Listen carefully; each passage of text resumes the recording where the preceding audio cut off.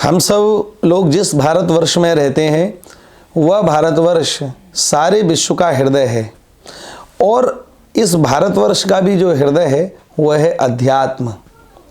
इस अध्यात्म के बल पर ही, इस स्पिरिचुअलिटी के बल पर ही हमारा भारतवर्ष सारे विश्व में विश्व गुरु के नाम से विख्यात हुआ।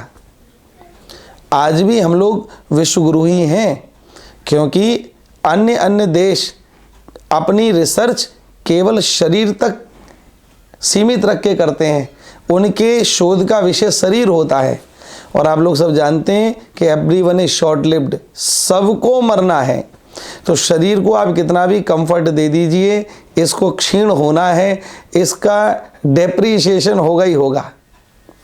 तो ऐसी स्थिति में हमारे महापुरुषों ने शरीर को अपनी शोध का विषय नहीं बनाया, वह आत्मा तक पहुंच गए, और आत्मा तक पहुंच करके भूत भविष्य वर्तमान सब कुछ जान लिया। विदेशी लोग आज भी इन सब बातों पर भरोसा नहीं करते। क्यों नहीं करते? क्योंकि उनकी पहुंच वहाँ तक है ही नहीं। वह तो केवल शरीर को कंफर्ट देने तक एक्सपेरिमेंट करते हैं। वह इतना जानते हैं कि how to comfort your body, बस। पर हमारे महापुरुषों ने त्याग तपस्या के बल पर आत्मा तक को जान लिया।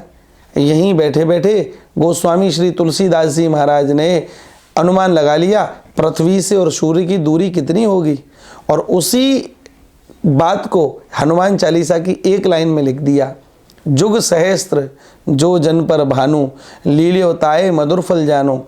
आप सब लोगों को बड़ा आश्चर्य होगा कि आज भी नासा के वैज्ञानिक, आप लोग गूगल पर सर्च करिएगा, सोच करके हैरान हैं कि भाई गोस्वामी तुलसीदास जी के पास आज से 500 वर्ष पूर्व ऐसे कौन से यंत्र थे जिससे उन्होंने सूर्य से पृथ्वी तक की दूरी को नाप लिया और एक ही लाइन में लिख दिया।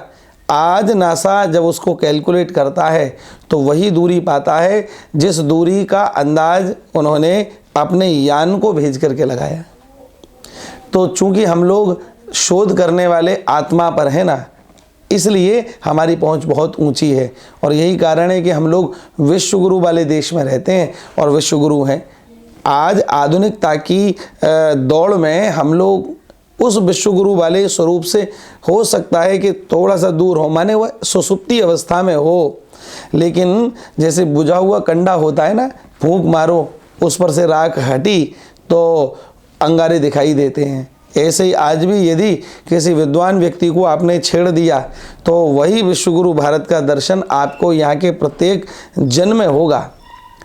चलिए मैं आपको बता देता हूँ कि विश्वगुरु भारत जब था तो उस समय यहाँ के लोगों की रहनी क्या थी।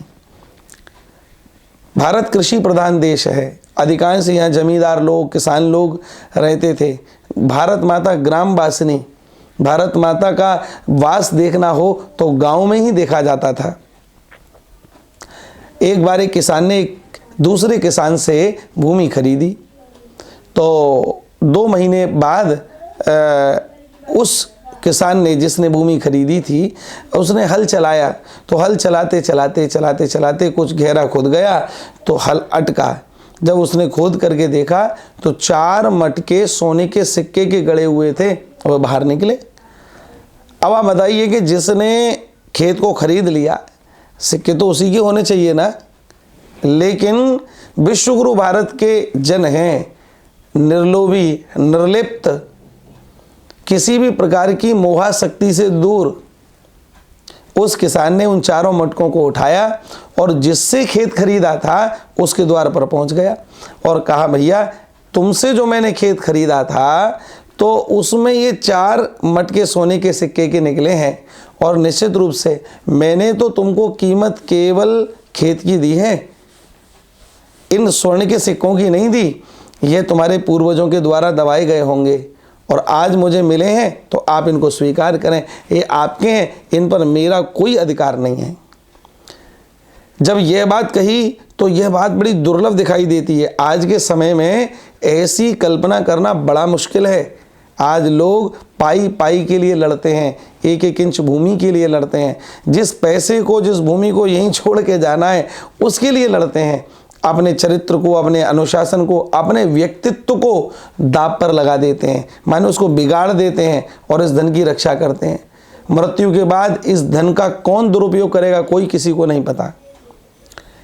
आश्चर्य की बात तो उससे और अधिक तब रही जब उस किसान जिसने खेत को बेचा था ये बात सुनी कि 4 मटके मेरे खेत में निकले, तो वह 2 कदम पीछे खिसक गया और हाथ जोड़ करके कहा, बोले भैया क्षमा करो, मैं खेत बेच चुका हूँ, अब उसमें सोना निकले या कोयला निकले उन सब पर पूरा अधिकार तुम्हारा है, मेरा कोई अधिकार नहीं है।